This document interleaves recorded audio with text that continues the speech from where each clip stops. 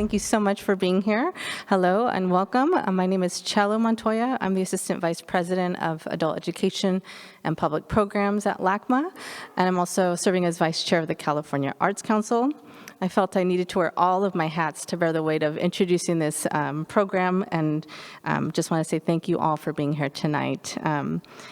So tonight you're going to hear a program in conjunction with Archive of the World, Art and the Imagination in Spanish America, 1500 to 1800, which is curated by Ilona Katzew, who is our Curator and Department Head of Latin American Art. If I can give Ilona a round of applause for the many years of work to put this exhibition together. You can learn more about it. I'm going to give a plug to the catalog. It's very, very heavy, but a lot of really amazing information in there on what you see here. So it's very, very great to be in the context of this work for this program tonight. Before I begin, I would like to offer a land acknowledgement. LACMA respectfully acknowledges the land on which our museum is built and the region that we serve are the ancestral and unceded territories of the Gabrielino Tongva, the Gabrielino Kizh, the Fernandeño Tataviam, and the Ventureño Chumash peoples.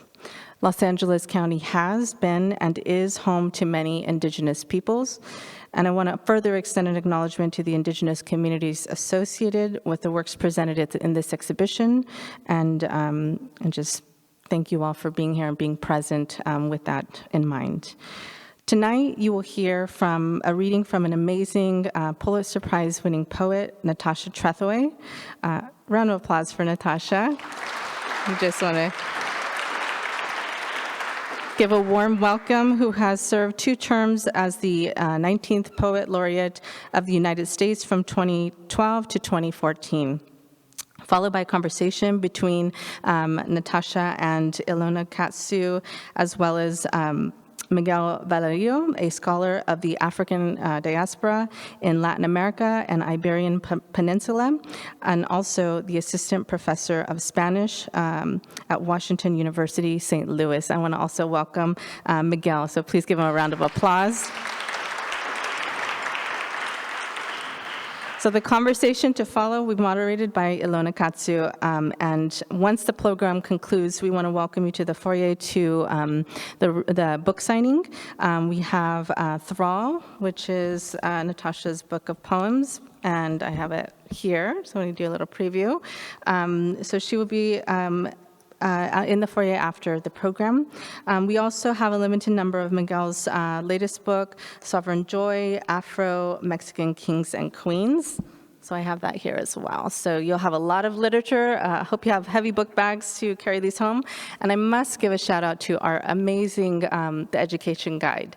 This is all of our programs for the following season in the fall. We have a Pulitzer Prize, season. One of our programs later is Ribbon Chacon. We're presenting the 1-year anniversary of Voiceless Mass. So we just really want to welcome you to everything that we're doing here at LACMA with all of our incredible encyclopedic collection of exhibitions. Without further ado, I want to welcome Ilona Katzew. I want to introduce Ilona formally because she has an extensive history and work in our department. Ilona Katzew is a curator and department head of Latin America art at LACMA.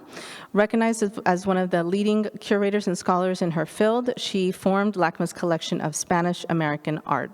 She has published widely in her field and curated numerous exhibitions, including the historic Inventing Race, Casta Painting, and 18th-Century Mexico in 2004, which greatly contributed to the bringing this unique genre of painting to the attention of a wider audience. Alongside her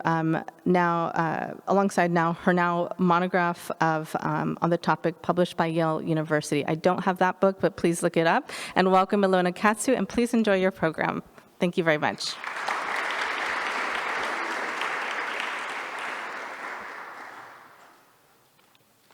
Thank you, Chelo. I have to confess, I'm a little starstruck today.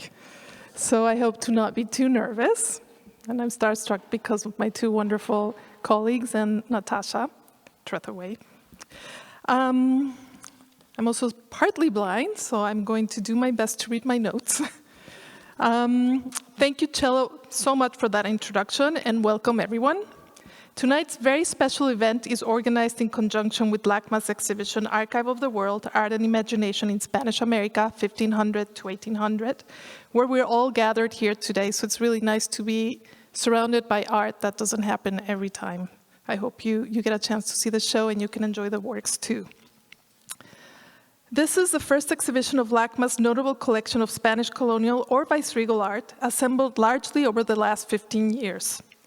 The exhibition emphasizes the complex dynamics that led to the creation of a wide range of objects, which drew simultaneously on indigenous, European, Asian, and African traditions. Rather than viewing the works as derivative of European art and other traditions, the show underscores the interconnectedness of cultures and the creative power of the region, as well as its central place as a global crossroads. I hope you'll have the time to walk through the show before it closes at the end of October. I think it's October 30th. And now it's truly one of my greatest pleasures and honors to introduce this evening Natasha Trethewey, one of the most poignant voices of our generation. Natasha served 2 terms as the 19th Poet Laureate of the United States from 2012 to 14. She's the author of 5 collections of poetry, including Monument, which was longlisted for the 2018 National Book Award, Thrall from 2012, Native Guard from 2006, for which she was awarded the Pulitzer Prize, Bellicophilia from 2002, and Domestic Work from 2000, which was selected by Rita Dove as the winner of the inaugural Cave Canem Poetry Prize for the best first book by an African-American poet, and also won the 2001 Mississippi Institute of Arts and Letters Book Prize and the 2001 Lillian Smith Award for Poetry. She is the author of the deeply moving and gorgeously crafted memoir, Memorial Drive from 2020. I hope some of you have read it. And her book, Notification Beyond Katrina, Meditation of the Mississippi Gulf Coast, was published in 2010. Natasha is a recipient of fellowships from the National Endowment for the Arts, the Guggenheim Fellowship, the Rockefeller Foundation, the Beinecke Library at Yale, and the Bunting Fellowship Program of the Radcliffe Institute for Advanced Study at Harvard. At Northwestern University, she is a Board of Trustees professor of English in the Weinberg College of Arts and Sciences. In 2012, she was named Poet Laureate of the state of Mississippi, and in 2013, she was inducted into the American Academy of Arts and Sciences. As you can see, we're in for a real treat. Let's please give Natasha Trethewey a very warm welcome.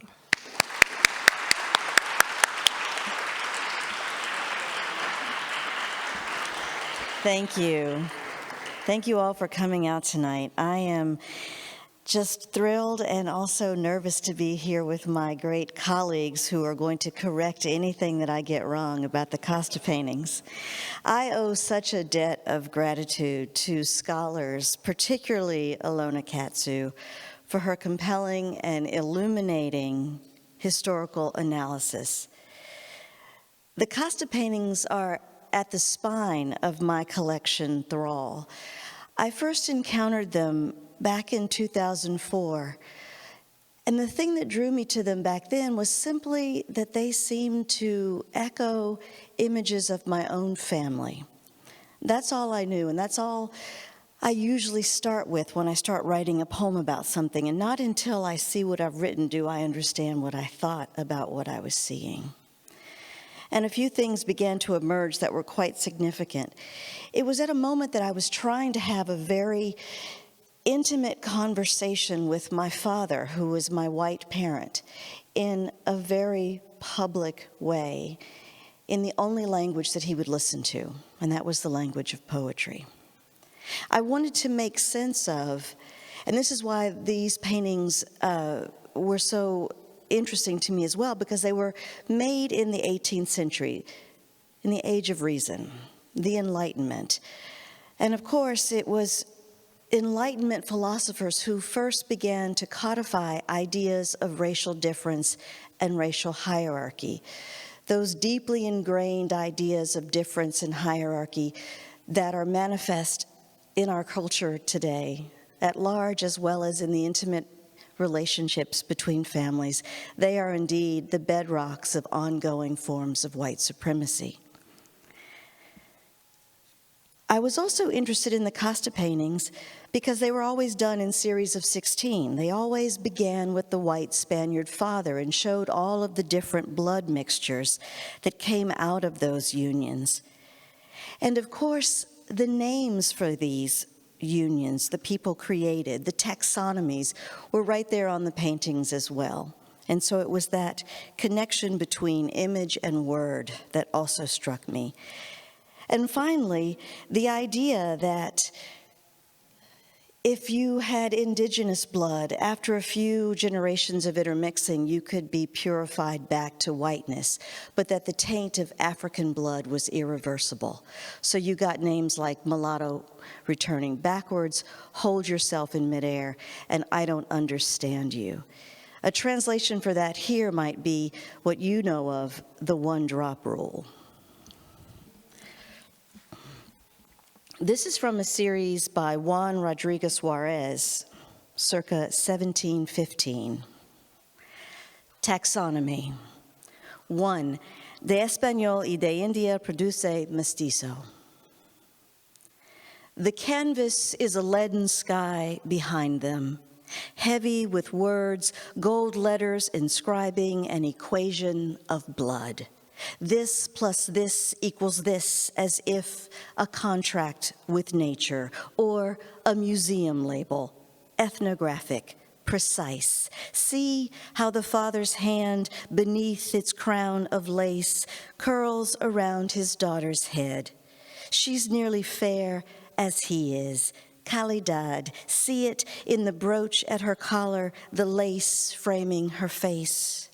An infant, she is borne over the servant's left shoulder, bound to him by a sling, the plain blue cloth knotted at his throat. If the father, his hand on her skull, divines, as the physiognomist does, the mysteries of her character, discursive, legible on her light flesh, in the soft curl of her hair, we cannot know it. So gentle the eye he turns toward her.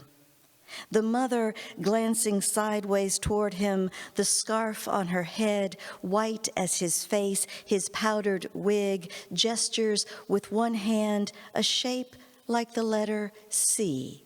See, she seems to say, what we have made. The servant, still a child, cranes his neck, turns his face up toward all of them. He is dark as history, origin of the word native, the weight of blood, a pale mistress on his back, heavier every year. 2. De Español y Negra produce mulatto. Still, the centuries have not dulled the sullenness of the child's expression. If there is light inside him, it does not shine through the paint that holds his face in profile, his domed forehead, eyes nearly closed beneath a heavy brow. Though inside, the boy's father stands in his cloak and hat, it's as if he's just come in, or that he's leaving. We see him transient, rolling a cigarette, myopic, his eyelids drawn against the child passing before him. At the stove, the boy's mother contorts, watchful, her neck twisting on its spine, red beads yoked at her throat like a necklace of blood, her face so black she nearly disappears into the canvas, the dark wall upon which we see the words that name them. What should we make of any of this? Remove the words above their heads, put something else in place of the child, a table, perhaps, upon which the man might set his hat, or a dog upon which to bestow the blessing of his touch. And the story changes. The boy is a palimpsest of paint, layers of color, history rendering him that precise shade of in-between. Before this, he was nothing, blank canvas, before image or word, before a last brushstroke fixed him in his place. 3. De Español y Mestiza produce Castiza. How not to see in this gesture the mind of the colony. In the mother's arms, the child hinged at her womb, dark cradle of mixed blood, call it Mexico, turns toward the father, reaching to him as if back to Spain, to the promise of blood alchemy, 3 easy steps to purity. From a Spaniard and an Indian, a mestizo. From a mestizo and a Spaniard, a castizo. From a castizo and a Spaniard, a Spaniard. We see her here, 1 generation away, nearly slipping her mother's careful grip. 4. The Book of Castas. Call it the Catalogue of Mixed Bloods, or the Book of Not Spaniard, not white, but mulatto returning backwards, or hold yourself in midair, and the Morisca, the Lobo, the Chino, Sambo, Albino, and the No te entiendo, the I don't understand you. Guidebook to the colony, record of each crossed birth, it is the typology of taint, of stain, blemish, sullying spot, that which can be purified, that which cannot, Canaan's black fate. How like a dirty joke it seems. What do you call that space between the dark geographies of sex? Call it the taint, as in taint one and taint the other, illicit and yet naming still what is between. Between her parents, the child, mulatto returning backwards, cannot slip their hold, the triptych their bodies make, in paint, in blood, her name, written down in the book of castas, all her kind, in thrall to a word.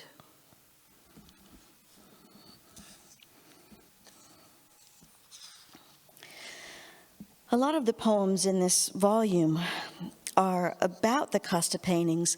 Ones that are not are in conversation about the ideas suggested by the Casta paintings, the idea of taxonomies, which is, of course, one of the things that natural philosophers were interested in, categorizing human beings, coming up with those taxonomies. This is a poem that has a line from a poem of my father's. My father was also a poet. And we would stand at podiums like this and give readings together. And there was a particular poem that he would read, a lovely poem called Her Swing.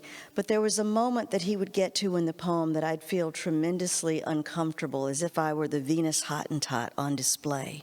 It took me 40 years to figure out what bothered me about it. You'll hear that line in this poem. It's after a chalk drawing by J.H. Hasselhorst, 1864. Knowledge. Whoever she was, she comes to us like this. Lips parted, long hair spilling from the table like water from a pitcher, nipples drawn out for inspection. Perhaps to foreshadow the object she'll become, a skeleton on a pedestal, a row of skulls on a shelf. To make a study of the ideal female body, 4 men gather around her. She is young and beautiful and drowned, a Venus de Medici risen from the sea, sleeping. As if we could mistake this work for sacrilege, the artist entombs her body in a pyramid of light, a temple of science over which the anatomist presides. In the service of beauty, to know it He lifts a flap of skin beneath her breast as one might draw back a sheet. We will not see his step-by-step parsing, a translation, Mary or Catherine or Elizabeth to corpus, areola, vulva. In his hands, instruments of the empirical, scalpel, pincers, cold as the room must be cold, all the men in coats trimmed in velvet or fur, soft as the down of her pubis. Now one man is smoking. Another tilts his head to get a better look. Yet another, at the head of the table, peers down as if enthralled, his fist on a stack of books. In the drawing, this is only the first cut, a delicate wounding, and yet how easily the anatomist's blade opens a place in me, like a curtain drawn upon a room in which each learned man is my father, and I hear again his words. I study my cross-breed child. Misnomer and taxonomy, the language of zoology. Here he is all of them, the preoccupied man, an artist, collector of experience, the skeptic angling his head, his thoughts tilting toward what I cannot know, the marshaller of knowledge, knuckling down a stack of books, even the dissector, his scalpel in hand like a pen poised above me, aimed straight for my heart.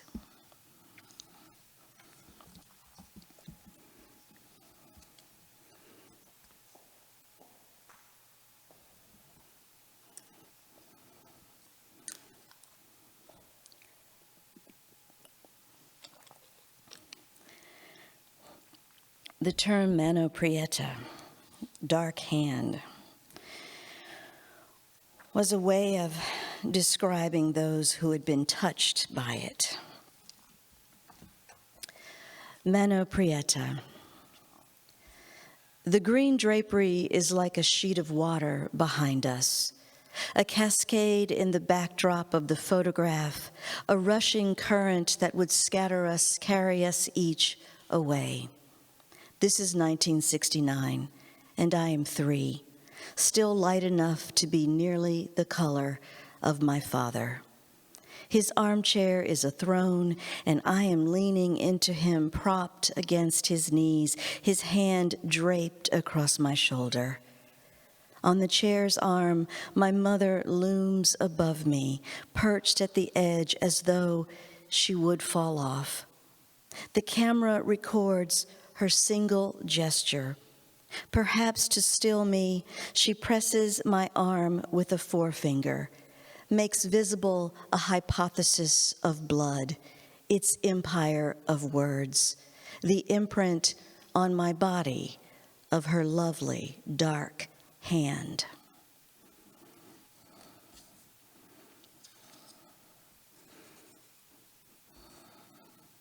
This is after a painting by Miguel Cabrera, circa 1763. I think it looks a lot like the photograph I just described. De Español y Negra Mulata.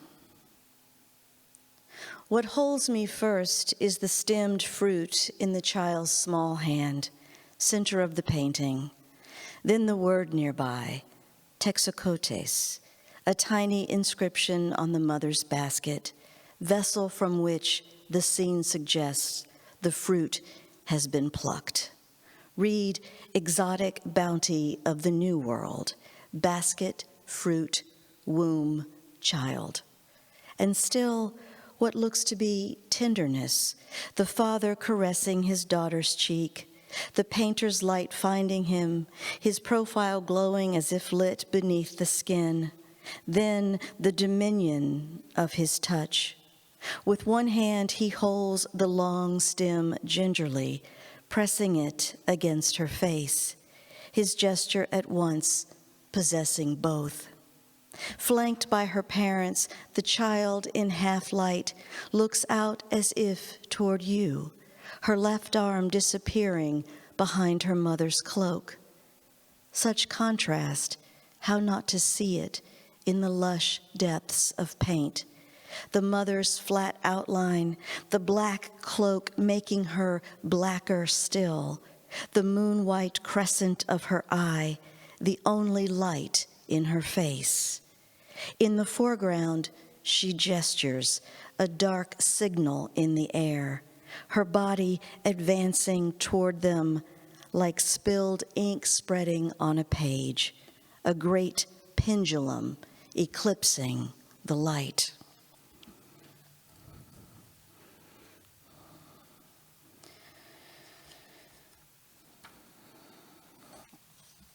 This is a poem about a photograph. There's an image in there that Ilona told me was also a Casta painting, but what's different about it is that there's no father in that particular image. This is about a photograph by Robert Frank from his series, The Americans, that represents something that used to happen to me and my mother all the time. Usually when I read it, someone will come up afterwards and say, oh, that happens to me all the time with my child. Help, 1968. When I see Frank's photograph of a white infant in the dark arms of a woman who must be the maid, I think of my mother and the year we spent alone, my father at sea. The woman stands in profile, back against a wall, holding her charge, their faces side by side, the look on the child's face strangely prescient, a tiny furrow in the space between her brows. Neither of them looks toward the camera, nor do they look at each other. That year, when my mother took me for walks, she was mistaken again and again for my maid. Years later, she told me she'd say I was her daughter, and each time strangers would stare in disbelief, then empty the change from their pockets. Now I think of the betrayals of flesh, how she must have tried to make of her face an inscrutable mask and hold it there as they made their small offerings, pressing coins into my hands. How, like the woman in the photograph, she must have seemed, carrying me each day, white in her arms, as if she were a prop, a black backdrop, the dark foil in this American story.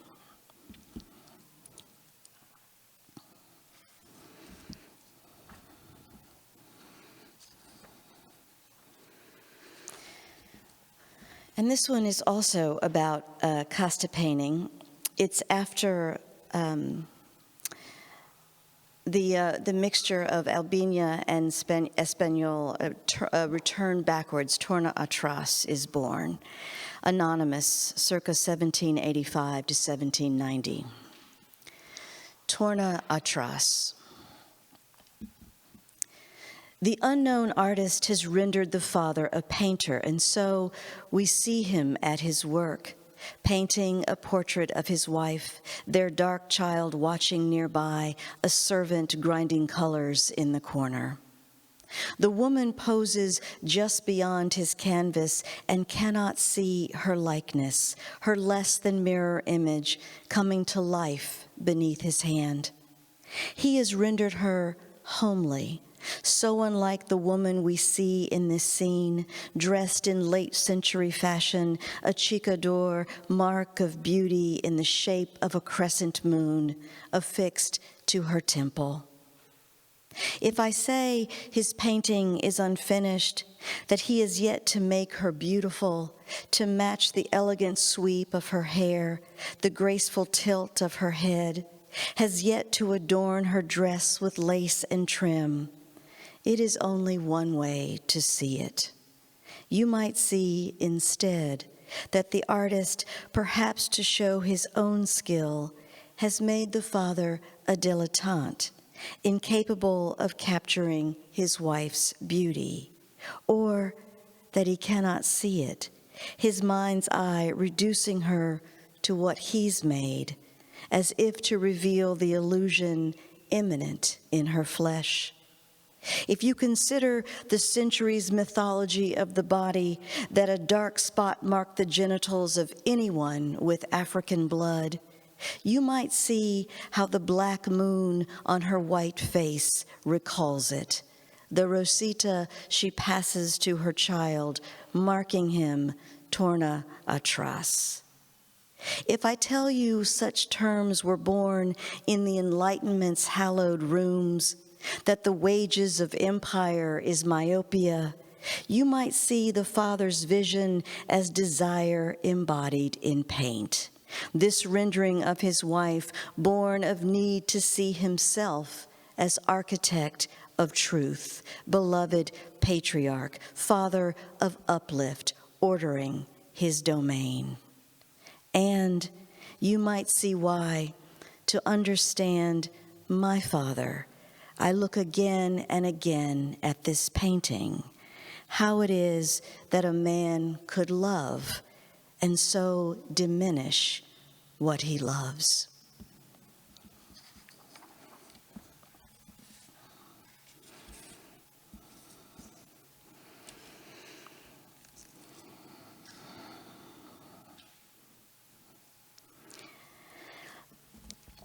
When I was trying to have this conversation with my father, and I saw these Casta paintings, and I was interested in them, and I realized that as I began to write about them, what I kept focusing on was that relationship between the white Spaniard father and the child.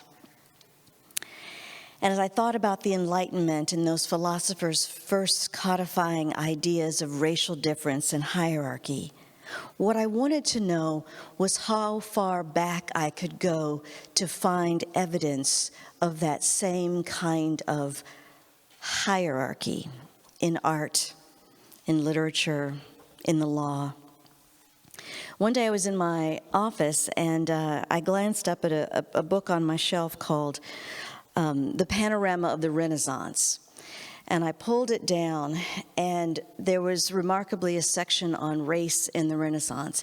And the painting that I saw was a painting of depicting the miracle of the black leg. And the miracle of the black leg is a representation of the physician saints, the brothers Cosmas and Damien, who were supposed to have performed a miracle transplant, taking a black leg, a leg from a black donor, and giving it to a white recipient. They date back to the mid-14th century, appearing much later than written versions of the story. I think that even go back to about the 3rd or 4th century. This is Miracle of the Black Leg. Always the dark body hewn asunder. Always one man is healed, his sick limb replaced, placed in the other man's grave, the white leg buried beside the corpse or attached as if it were always there. If not for the dark appendage, you might miss the story beneath this story. What remains each time the myth changes. How, in one version, the doctors harvest the leg from a man 4 days dead in his tomb at the church of a martyr. Or, in another, desecrate a body fresh in the graveyard at St. Peter in chains. There was buried just today an Ethiopian.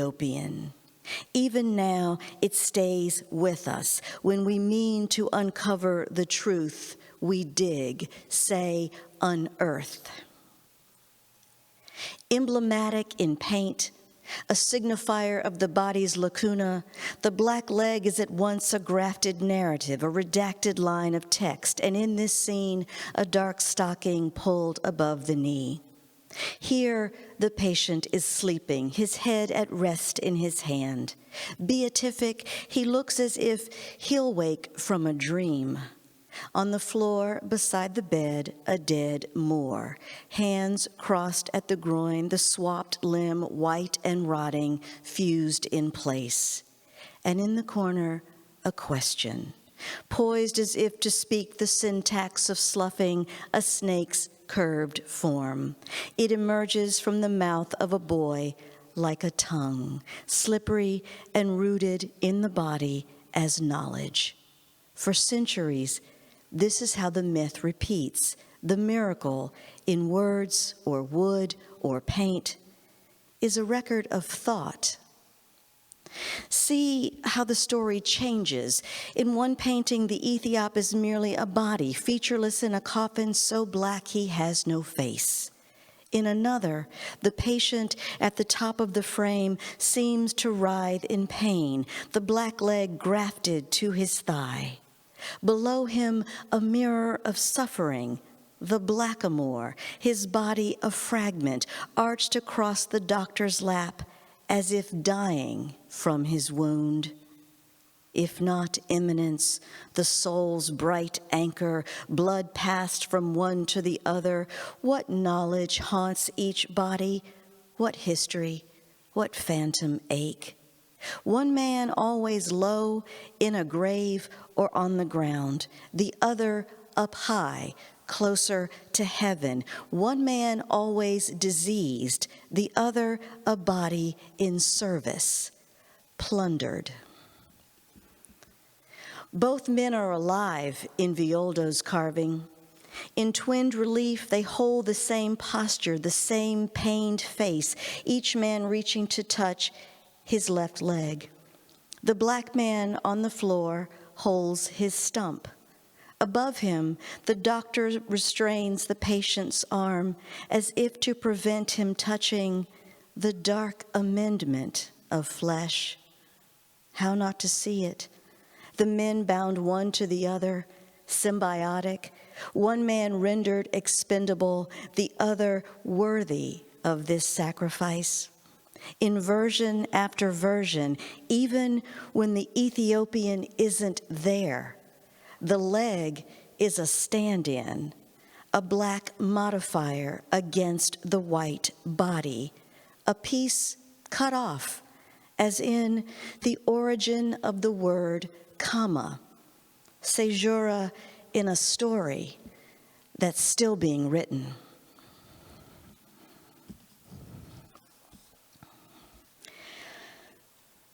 I'm going to finish up with two poems now. There's been a lot of parsing and dissecting, and it was perhaps Thomas Jefferson, in his notes on the state of Virginia, who first called for a kind of comparative anatomy. Jefferson believed that if you were to cut the Negro open, you would find the root of what Jefferson believed to be innate inferiority. There were physicians that did this kind of work in the 19th century. One of them was named Dr. Samuel Adolphus Cartwright. He's also famous for coming up with a couple of new diseases. One of them was drapetomania. That was a disease that he named for slaves who wanted freedom, who ran away from their masters. They had the mental disease, drapetomania. This is Dr. Samuel Adolphus Cartwright on Dissecting the White Negro, 1851. To strip from the flesh the specious skin, to weigh in the brain pan seeds of white pepper, to find in the body its own diminishment, blood deep and definite, to to measure the heft of lack, to make of the work of faith the work of science, evidence the word of God, Canaan be the servant of servants, thus to know the truth of this derelict corpus, a dark compendium, this atavistic assemblage, flatter feet, bowed legs, a shorter neck, so deep the tincture. See it? We still know white from not.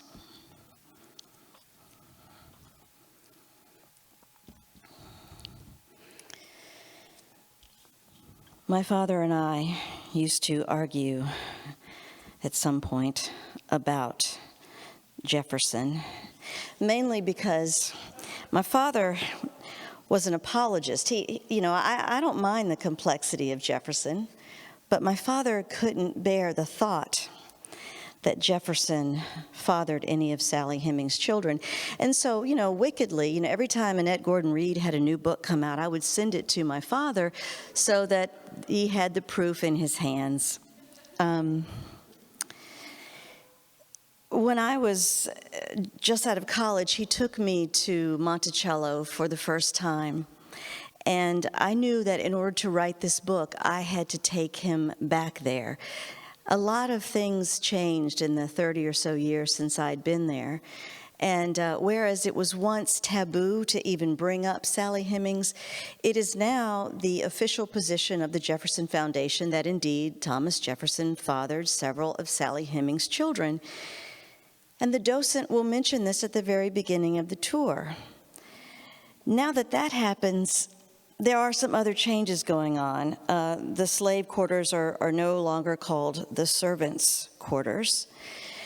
And the conversations that you hear over here at Monticello are different, though I think the underlying ideology is the same. This is enlightenment. In the portrait of Jefferson that hangs at Monticello, he is rendered two-toned, his forehead white with illumination, a lit bulb, the rest of his face in shadow, darkened as if the artist meant to contrast his bright knowledge, its dark subtext. By 1805, when Jefferson sat for the portrait, he was already linked to an affair with his slave. Against a backdrop blue and ethereal, a wash of paint that seems to hold him in relief, Jefferson gazes out across the centuries, his lips fixed as if he's just uttered some final word. The first time I saw the painting, I listened as my father explained the contradictions, how Jefferson hated slavery, though out of necessity, my father said, had to own slaves, that his moral philosophy meant he could not have fathered those children, would have been impossible, my father said. For years, we debated the distance between word and deed. I'd follow my father from book to book, gathering citations, listen as he named, like a field guide to Virginia, each flower and tree and bird, as if to prove a man's pursuit of knowledge is greater than his shortcomings, the limits of his vision. I did not know then the subtext of our story, that my father could imagine Jefferson's words made flesh in my flesh, the improvement of the blacks in body and mind in the first instance of their mixture with the whites, or that my father could believe he'd made me better. When I think of this now, I see how the past holds us captive, its beautiful ruin etched on the mind's eye. My young father, a rough outline of the old man he's become, needing to show me the better measure of his heart, an equation writ large at Monticello. That was years ago. Now we take in how much has changed. Talk of Sally Hemings, someone asking, how white was she? parsing the fractions as if to name what made her worthy of Jefferson's attentions, a near-white quadroon mistress, not a plain black slave. Imagine stepping back into the past, our guide tells us then, and I can't resist whispering to my father, "This is where we split up. I'll head around to the back." When he laughs, I know he's grateful I've made a joke of it. This history that links us, white father, black daughter, even as it renders us other to each other. Thank you.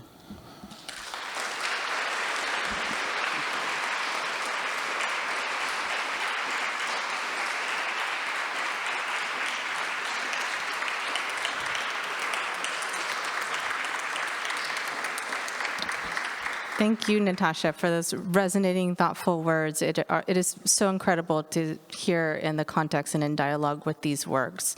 So thank you again.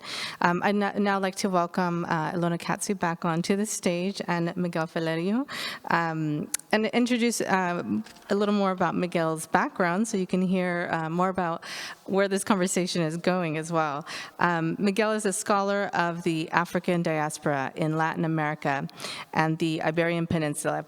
He is the assistant professor of Spanish at Washington University of St. Louis, where he teaches courses in Afro-colonial culture and contemporary Afro-Latin American literature and culture. His research has focused on Black Catholic brotherhoods and confraternities and Afro-Creole festive practices in colonial Latin America, especially Mexico and Brazil, and has been published in various academic journals, including Slavery and Abolition, Colonial Latin American Review, the Americas, and the Journal of Festive Studies. He is the author of Sovereign Joy, Afro-Mexican Kings and Queens, 1539 through 1640, published this year, and also co-editor of the Indigenous and Black Confraternities in Colonial Latin America, Negotiating Status Through Religious Practices, also 2022. You are an amazing, amazing company, and please enjoy this portion of the program, a conversation moderated by Ilona. Thank you.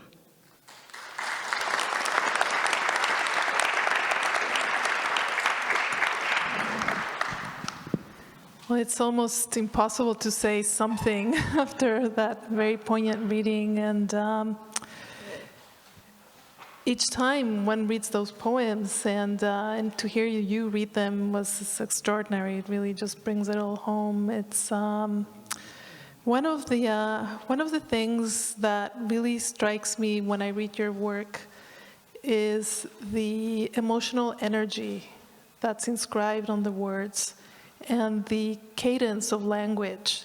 In rereading Memorial Drive, I don't know if you've had a chance to read that extraordinary book, but I urge you to read it if you have a chance, is what I was mentioning a little earlier, that it's, I find it to be one of the bravest stories that I've ever read, to the point that you start almost gasping for air from the first page until the very last page.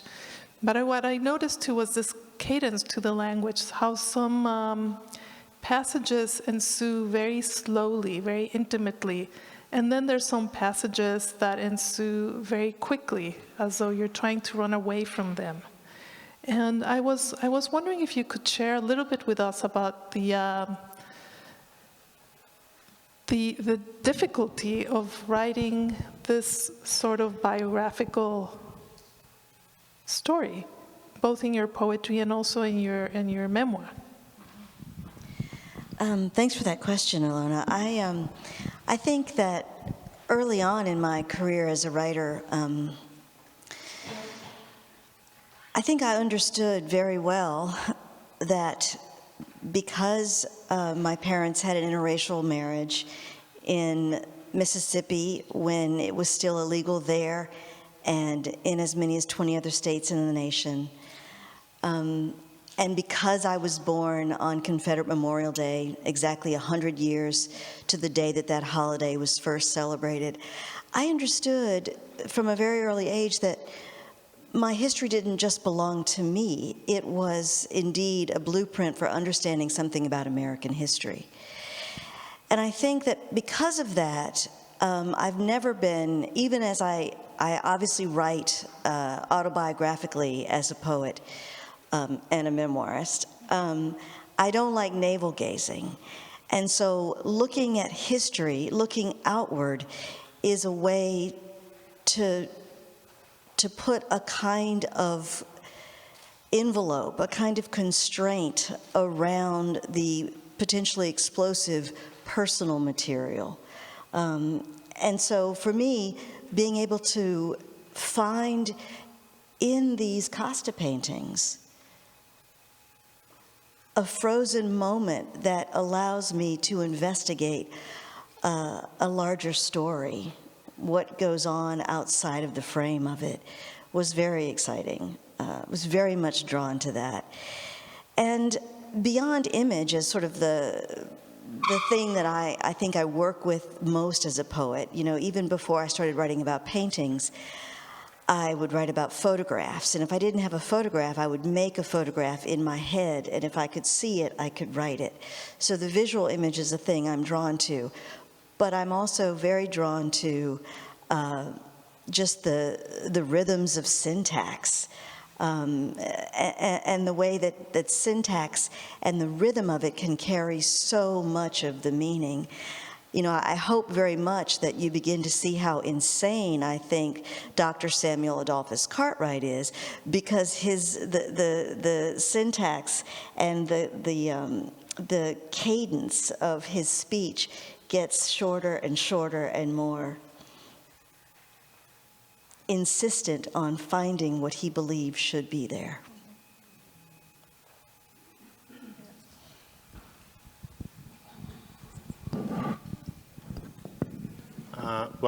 So that going to the Casta paintings, you said you don't want to, you're trying to look for something that helps you to get there without going, but I think that also you have done so many things, but two of them is this can disrupt the discourse of the one-drop rule to think that race in the US is not so two-sided, right? Not so black and white, right? It has broader arrays as it did in Latin America. But then also, if we look at this from when it began to now, and we put you right at one end, and we put the beginning where it is, you are in a line, right, of continuum, right, of the discourse and of the reality of that in-betweenness, right? And that it comes so beautifully in your poetry, right? And this is why we are so grateful for you to have paid attention to Casta paintings, to engage for Casta paintings. I use your poetry to teach them, because you have brought them to life and teach that, you know, that they can go beyond what they were in their own world, the purpose that they serve, but their afterlife and how that afterlife can relate to stories that are still going on. I mean, I am myself, I am, you know, in-between person, right? Yeah. You know, when I was working on Thrall, I mean, obviously, I was looking at, you know, that relationship between the father and the child. The children are always, you know, the mixed blood, the thing that we are given the taxonomy for. And I think that for that reason, a lot of people look at the book and think that I'm mostly concerned with that in-betweenness. And yet, what I was really concerned with, this reveals itself to me, is the idea of that taint of blackness. I mean, the metaphor of the in-between is only in that it gives us a sense of the idea of the hierarchy. So I was interested in looking at why there's this idea of the goal of a blood alchemy to purified whiteness, and something that was always going to represent a taint, the return backwards. It goes back to the miracle of the black leg. Who is plundered, who is made use of, whose lives are shown to, again and again, to matter less than other people's lives. Yeah, that's one of the topics that comes across so clearly with the Casta paintings and other artistic genres. It's this idea that the original color of humankind was whiteness. So anything that gets tainted by blackness is moving farther and farther apart from that ideal of purity and perfection. And there's so many accounts from the Enlightenment, but really before, and this has to do largely with the encounter of cultures, with conquest and colonization, and different peoples coming together and having to make sense of the inevitable hybridity that was ensuing, taking place in this regions. So it's a language of thrall, as you so say. Well, yeah, I'm glad you said conquest and thrall, and that made me want to mention that. There's a line in the first poem I read. He is dark as history, origin of the word native.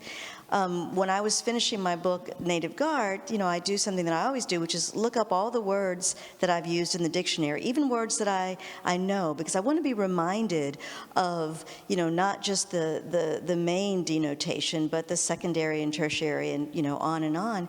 And I looked up the word native, and I was surprised to find that what I thought would be the first thing, like I'm a native of Mississippi, or there's a plant native to, California. No, what came up was someone born into the condition of servitude, a thrall. And so the language itself is about, when we go there to conquer those people, they are the natives and they are in thrall to us. Yeah.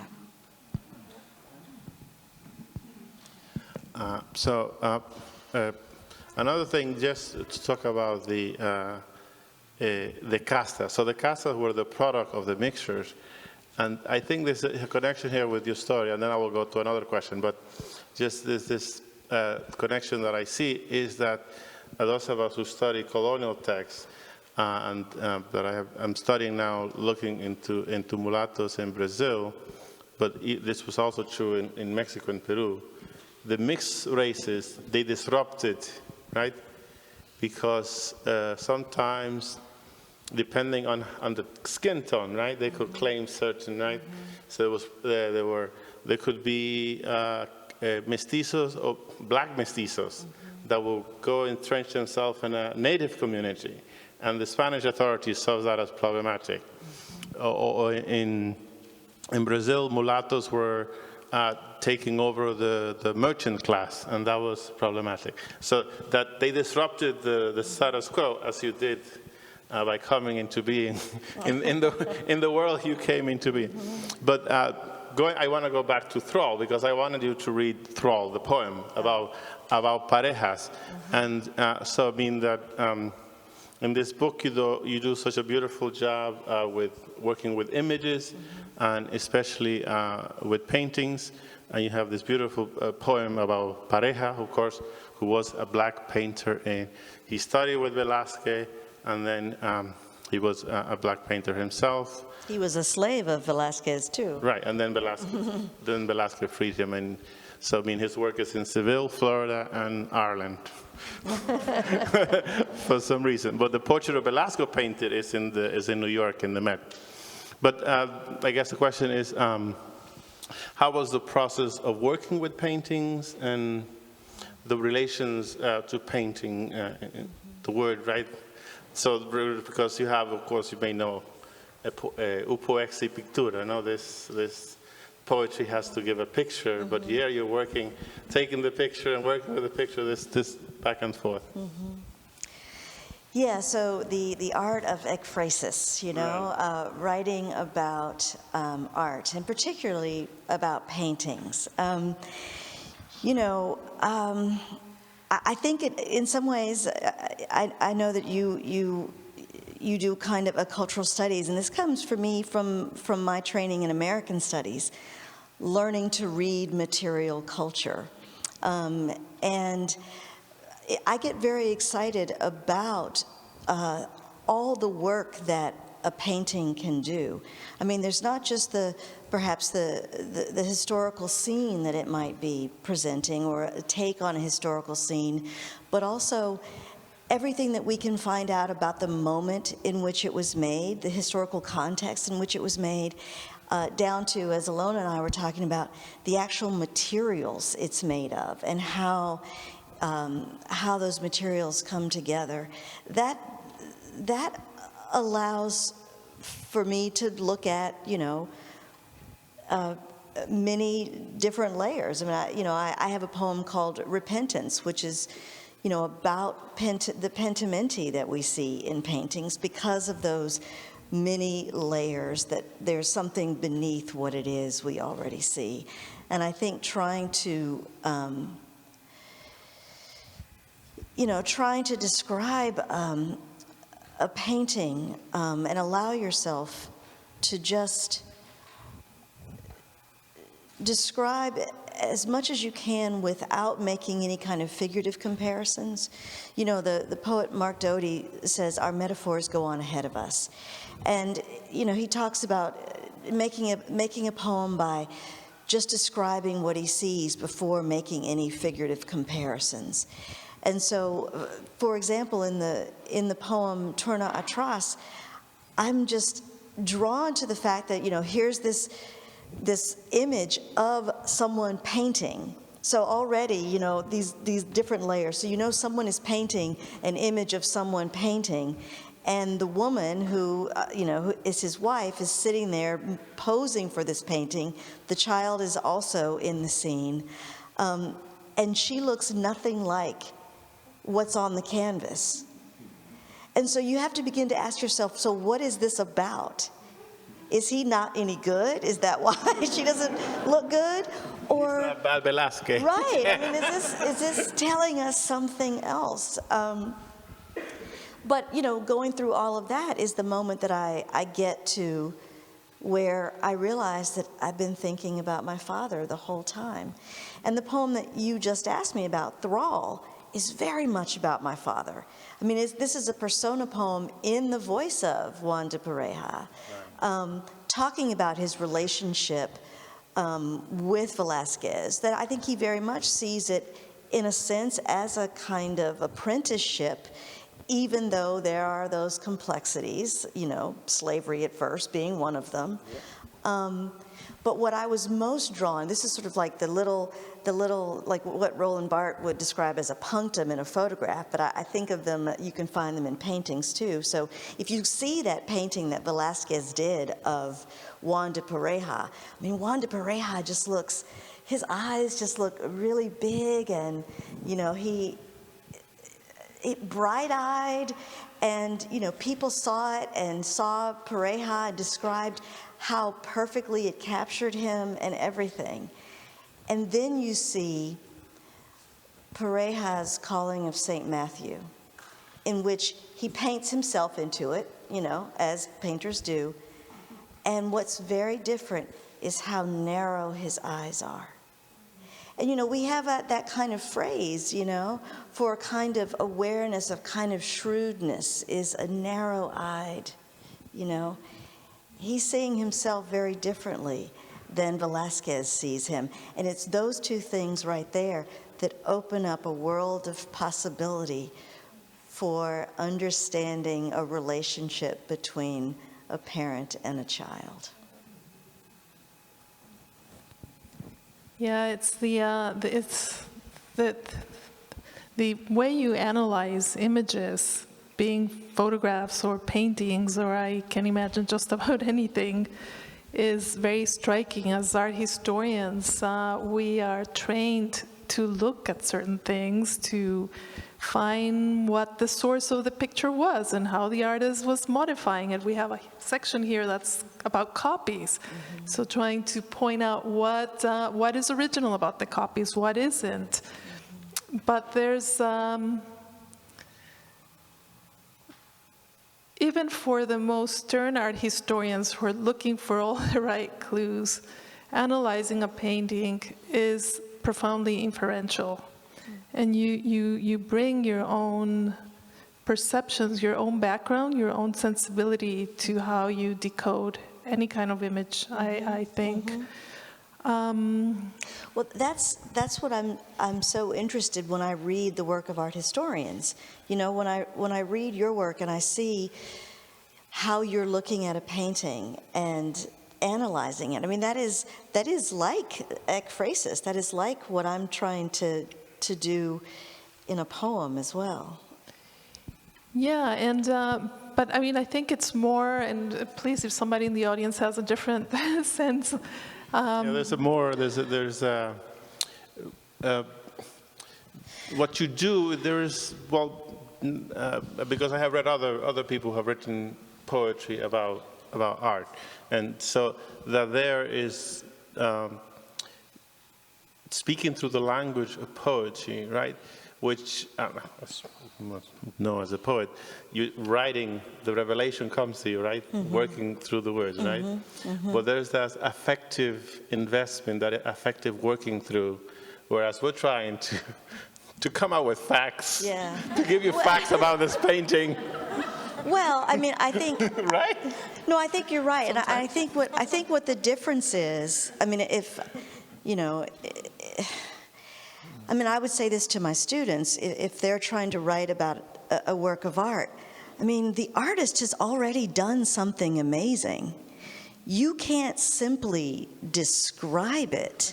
You can't simply explicate it, because no explication, forgive me for this, is ever as good as the work of art itself, right? And this is what you do with the poem. The poem is not an explanation. Well, you have to signify and make it sing anew, right? You have to, you have to do something that is clearly in response to, in conversation with, but how to not merely describe or be derivative, I don't know. Right. Well, but it goes back to what Ilona said. It's still, you're bringing all of your own experience. You see through everything you've ever experienced, and so that's where I can say to my students, the individuality that you bring through your vision is what can make an ekphrastic poem look at a work of art and make it sing anew. And is this a technique you teach? I mean, you do workshop on good results? Yeah.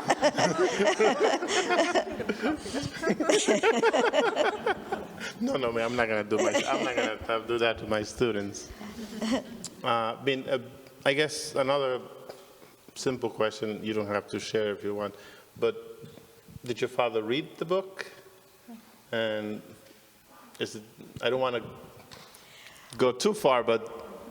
Well, I tried to keep it from him as long as I could. I can imagine.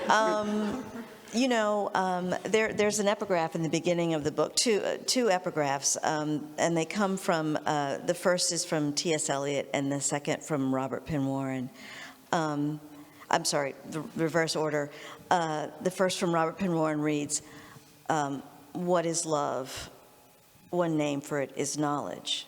And T.S. Eliot, after such knowledge, what forgiveness? When I started writing the book, I was convinced that I needed to forgive my father.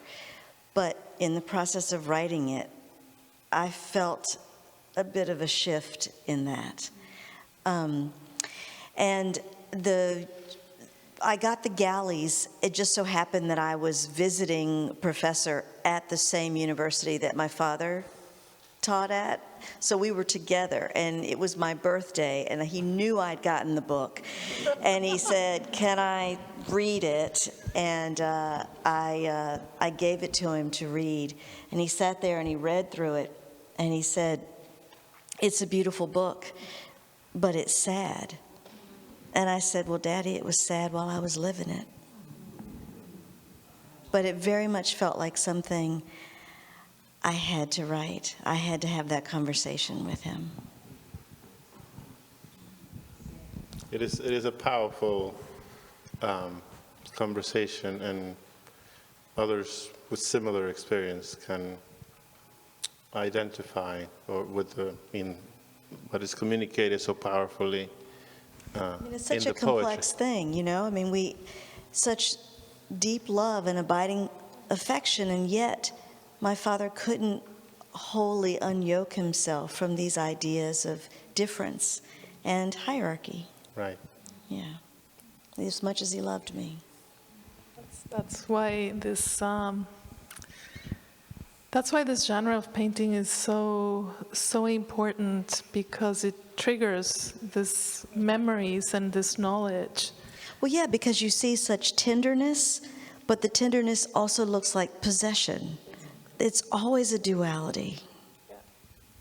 And for some of you, if you have some time, some of the paintings are actually in the gallery right to my left, so you can take a look at them, including one of the paintings by Miguel Cabrera, which inspired one of the poems in Natasha's book. The paintings were very vexing to me initially too, because I couldn't decide if they were celebrating diversity and the abundance of the land, because they have this collection of fruits and textiles and different things that were typical of New Spain, in this case, of the New World. And there's the strongest sense that you have is this familial bond. I mean, in the end, they're trinities. It's a father and a mother and their child. And in most cases, there's this element of tenderness, of conversation. You could almost describe them as conversation pieces. But there's this darker story that's lurking beneath them, which gets corroborated mostly through the inscriptions, which is a story of possession, and it's an articulation of taxonomy and hierarchy, where the right patterns of race mixing can bring you back to racial purity. So if you are, what you were describing in your poem, if you are a Spaniard and you mix with an indigenous woman, by the third generation, that child reverts back to being a pure, unadulterated Spaniard. But if the mixture is of an indigenous person or a Spaniard with somebody of African ancestry, then there's no possibility for redemption. You're just going further down and down into the racial degeneration hierarchy. And it's the inscriptions, we were just talking about this, because in the museum we're lucky to be able to work with conservation scientists and other experts who can actually look at the materiality of the paintings. And in our Miguel Cabrera painting that you see in the gallery here, it's really fascinating because the inscription is painted with a color that is called oripiment, which is like this really bright yellow, so it glistens. So that just tells you that the inscription is almost like a neon sign, calling you into, if you look at it in today's terms, calling you into what the story of the picture is. But then there are also other elements that are really fascinating, and that's Miguel Cabrera. In the case of Miguel Cabrera, he was of mixed race. We don't know if he was a mulatto or a mestizo. It's unclear in the literature, but he passed as white in the documentation, and that was very important for him. Yet in all his paintings, there are almost these clues that subvert the narrative that he's actually commissioned to paint. So in this case, the figure of the the Morisca woman, who's of African ancestry, the brushstrokes of the facial features are much more refined than those of the Spanish man. And those are the clues that you can really get at when you're looking at the paintings with colleagues in conservation, which I'm very grateful to have that opportunity, but they are clues that take you more towards the sensibility of the painter. They open up another way of inching a little closer to what the painters might have been thinking at that time. So it creates a proximity, which is, it's really, when you create a proximity through your poetry, it's layering one art form on another art form. So it's not fact-chasing, it's actually... Although it's good to have those facts, because that they become, like I said, I owe a debt of gratitude to scholars who do this kind of work. And Ilona, I mean, you've written about these paintings. I think it was some of your descriptions about the changing society across the 18th century, and when the paintings begin to change and to show more of the kind of degenerative violence, often, with the blood mixtures that had African blood there, so that the paintings were showing something about how people believed that these people were.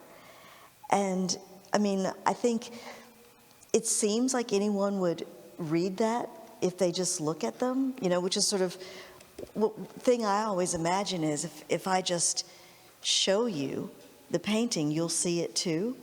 Like the miracle of the black leg images. I mean, you can't help but see that there's always somebody on the ground and somebody else up on some kind of platform. How do you read that any other way? No, I often fantasize about these paintings, many of which were shipped to. I mean, it's historian up to a limit. But how these paintings were mostly shipped to Europe, and they were sets, as you noted, mostly of 16 paintings each. It's an enormous body of work if you think that there were over 100 sets painted. So we're really talking about 2,000 works of art of this genre. So it was highly, highly available in certain circles. But I often imagine how this works must have arrived at the house of some kind of nobleman in Spain or Britain or France, and how they must have interpreted what they were looking at, because this images constructed reality. Yes. These images are shaping a reality that oftentimes they had no direct access to. So who was actually unrolling the paintings? Most of them came as scrolls, and explaining these paintings to these folks. And what were they saying? And that's the part of history that we often don't have. So we just have to imagine it. But we're connected. We're connected across time and space, all of us. So it's okay to take that leap, I feel. Yeah. Yeah, making that connection. And so, I mean, these paintings were, as one of your point, that it's not directly a Casta painting, but the knowledge point, right?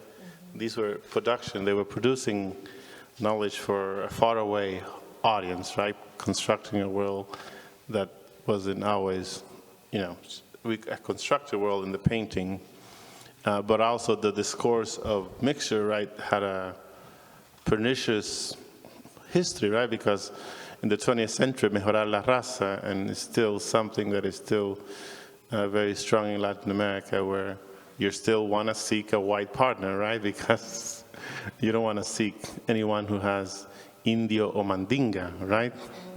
This is still, the language is still there. So we're still in thrall to these ideas and to the language, right? Yeah. Just to start to wrap it up, I wanted to just,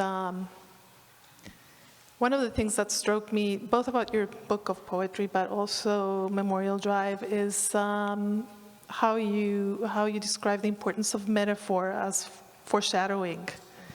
And and that has to do a little bit with how you interpret paintings and photographs, because you're finding all these clues that allows you to shape the stories. And so I was wondering if you could just briefly tell us a little bit about what metaphor and allegory means for you.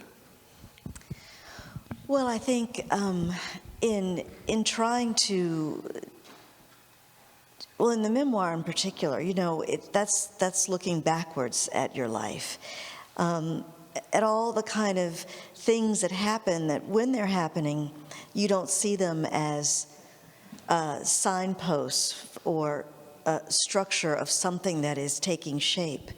I sort of liken it to the constellations of stars, you know. There was a moment that, you know, that the ancients looked up at the stars and drew, you know, lines between them and decided what they represented. That's what the moments of our lives are like, a constellation of so many events, but only when you look back at it and connect certain ones do you give shape and thus meaning to the story. There are myriad stories any one of us could tell about our lives, but choosing the particular constellation is the story that gives the meaning, and maybe the one you need to tell. That's very beautiful. Thank you for sharing that. All right. Well, thank you so very much. Thank you, Natasha, so much for being with us. It's been an honor and a pleasure. And thank you, Miguel.